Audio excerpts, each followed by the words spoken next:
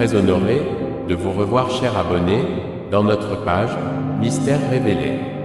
Dans la vidéo précédente, nous avons expliqué la raison pour laquelle notre Créateur Dieu avait planté l'arbre de la connaissance du bien et du mal, et celui de la vie, et en révélant par là l'amour de Dieu pour nous, au travers de ces arbres. Aujourd'hui, nous parlerons d'un sujet encore très intéressant. Gardez à l'esprit que le but de cette œuvre en général est de vous faire savoir l'origine de toutes choses et de vous prévenir des pièges de l'ignorance qui conduisent à la désolation éternelle. Dieu est l'existence, il a l'existence en lui et est à l'origine de l'existence. En d'autres termes, Dieu est la vie, ou encore, la caractéristique de Dieu c'est la vie. Mais quand on parle de vie, on fait allusion à tout ce qui se mérite d'être vécu, le bonheur. Et quand on parle de la mort, on fait allusion à tout ce qui ne se mérite pas d'être vécu, le malheur. Or, notre Créateur Dieu n'est pas un Dieu ou une vie de malheur, mais de bonheur. D'où le terme vie éternelle trouve son originalité. Car Dieu est éternel. Et on parle de mort éternelle lorsqu'on n'est pas évidemment associé à Dieu, qui est la vie éternelle. Sinon, c'est quoi une éternité? L'éternité est un renouveau permanent, ou encore, une renaissance permanente. Par exemple, le jour renaît de manière permanente, mais avec de nouvelles expériences. Ce qui le rend en même temps dynamique et statique.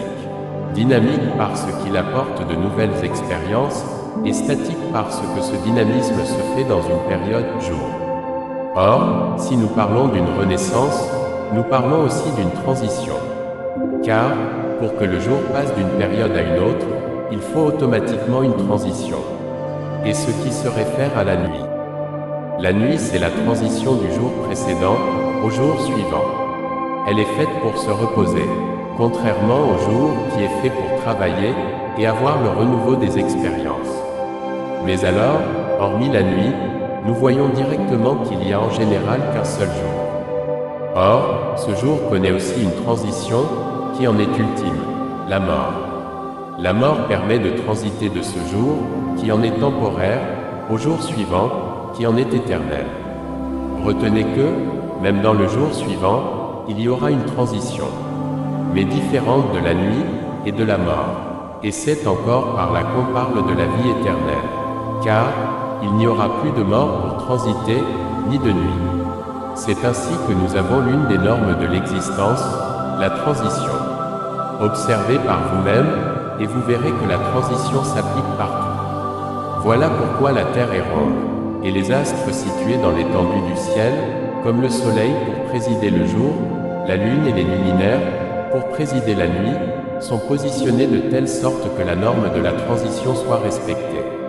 Avec une Terre circulaire qui tourne sur elle-même et autour de ses astres. Regardez comment la science de notre Créateur est merveilleuse. Rien n'est fait au hasard. Tout est bien pensé. Dans une vision globale, nous voyons directement l'unité existentielle qui est une éternelle renaissance. Mais avec quelque chose de mieux que le précédent grâce à une transition.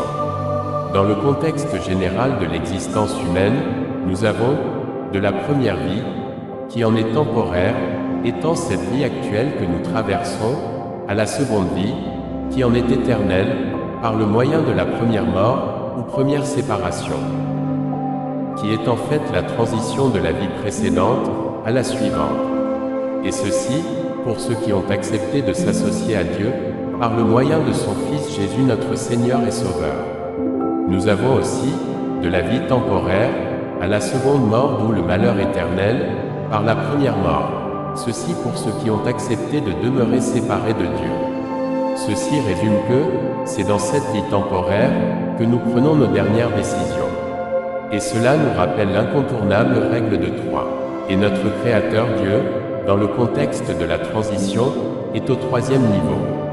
Puisqu'il est lui-même la seconde vie, qui en est éternelle. Alors, comment les conditions de la première vie pourront impacter celles de la seconde, puisque nous quitterons du premier au deuxième? 1 n'est pas égal à 2, mais différent de 2. Mais pour arriver à 2, il a fallu transiter par un signe ou symbole quelconque. Regardez et voyez à quel point tout est logique. Et Apocalypse 21, versets 1 à 5, a bel et bien sa place. Lorsqu'il dit « Puis je vis un nouveau ciel et une nouvelle terre, car le premier ciel et la première terre avaient disparu, et la mer n'était plus. Et je vis descendre du ciel, d'auprès de Dieu, la ville sainte, la nouvelle Jérusalem, préparée comme une épouse qui s'est parée pour son époux. Et j'entendis du trône une forte voix qui disait, Voici le tabernacle de Dieu avec les hommes. Il habitera avec eux, et ils seront son peuple, et Dieu lui-même sera avec eux. Il essuiera toute larme de leurs yeux, et la mort ne sera plus, et il n'y aura plus ni deuil, ni cri, ni douleur, car les premières choses ont disparu. Et celui qui était assis sur le trône dit, Voici, je fais toutes choses nouvelles. Et il dit, Écris, car ces paroles sont certaines et véritables. Par là, nous voyons que tout est clair. Nous avons aussi un autre exemple de transition, l'eau. Elle est très importante pour la terre, la permettant de quitter l'état aride à l'état humide, qui lui est très bénéfique pour la croissance des plantes. Et pour nous, elle nous permet de quitter dans un contexte de notre vie, de l'état du repos, nuit, à l'état du travail, jour. Et vice-versa. Tout ceci nous garantissant une structure de vie bien organisée. Lavez-vous ou transitez quand vous vous réveillez le jour. Car le jour est différent de la nuit. Et faites de même quand vous voulez vous reposer la nuit. Vous commencerez à être associé à la norme de la création, qui est en fait l'une des normes édictées par notre Créateur Dieu, et qui vous sera bénéfique. Et c'est ici que le baptême d'eau trouve sa place. Et ceci, au nom du Père, du Fils et du Saint-Esprit.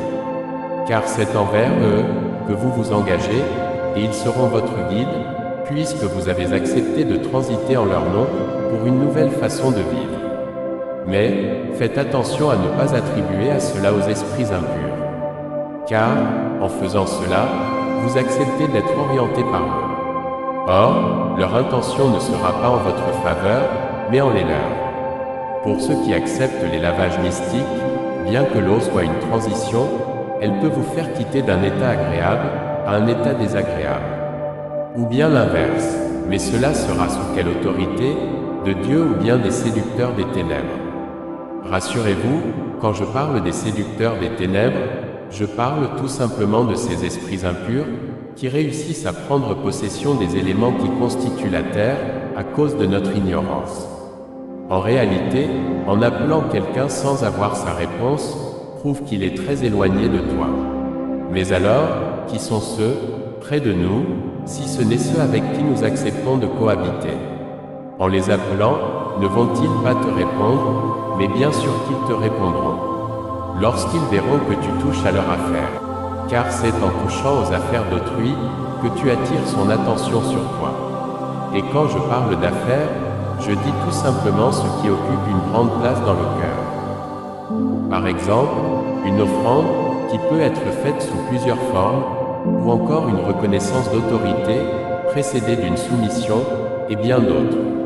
Maintenant donc, puisque l'homme aime la facilité, ne sera-t-il pas difficile pour lui de cultiver la patience, qui vient de Dieu, et qui apporte en finalité la véritable liberté? Nous sommes tous entourés de séducteurs ténébreux, qui nous imposent des paroles ténébreuses dont nous nous associons, et qui automatiquement dressent notre âme pour le mal.